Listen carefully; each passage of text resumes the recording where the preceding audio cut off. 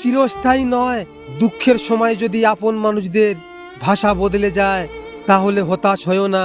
মনে রেখো, আকাশে মেঘ কিন্তু সারা জীবন থাকে না। 300 টাকা খরচ করে গার্লফ্রেন্ড বয়ফ্রেন্ডকে গিফট না দিয়ে পথের শিশুকে শীতের কাপড় কিনে দিন।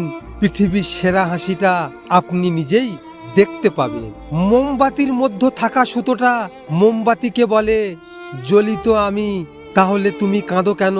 তখন মোমবাতি বলে, যাকে হৃদয়ের মাঝে জায়গা দিলাম সে যদি জ্বলে তাহলে অশ্রু তো ঝরবেই। কারো বিশ্বাস নিয়ে কখনো খেলতে যেও না, তাহলে একদিন নিজেকে বিশ্বাস করানোর মতো কাউকে পাবে না। আমি তোকে বিশ্বাস করতাম বলেই ঘাতকতা করতে পেরেছিস, না হলে আমাকে কাঁদানোর শক্তি আমার নিজেরও ছিল না। জীবনে যদি একটা ডিলিট বটন থাকতো তাহলে কিছু স্মৃতি আর কিছু অনুভূতি আর কিছু মানুষকে মুছে ফেলতাম জীবন থেকে। কলম যতই দামি হোক না কেন, ভেতরে কালি না থাকলে যেমন তা মূল্যহীন, ঠিক মানুষ যতই শিক্ষিত হোক না কেন, মনুষ্যত্ব না থাকলে সে শিক্ষা মূল্যহীন।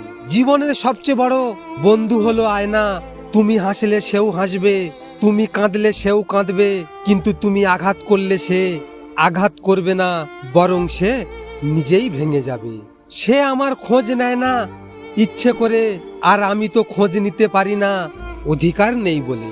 নিজের সম্মান বিসর্জন দিয়ে মানুষের সাথে সম্পর্ক বজায় রাখার কোনো মানেই হয় না। যেখানে নিজের সম্মান নেই সেখান থেকে বরং নিজেকে সরিয়ে নেওয়াই ভালো।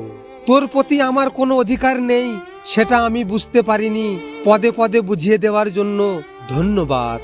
আয়নার কাঁচ যদি ঝাপসা থাকে নিজের ছবিও স্পষ্ট দেখা যায় না, তেমনি নিজের মন যদি না পরিষ্কার থাকে কাউকে ভালো মনে হয় না। ভিডিওটি ভালো লাগলে পাশে থাকবেন, আর হ্যাঁ, নিজের খেয়াল অবশ্যই রাখবেন, কারণ এটা স্বার্থের দুনিয়া। এখানে নিজের খেয়াল নিজেকে রাখতে হয়, অন্য কেউ রাখবে না।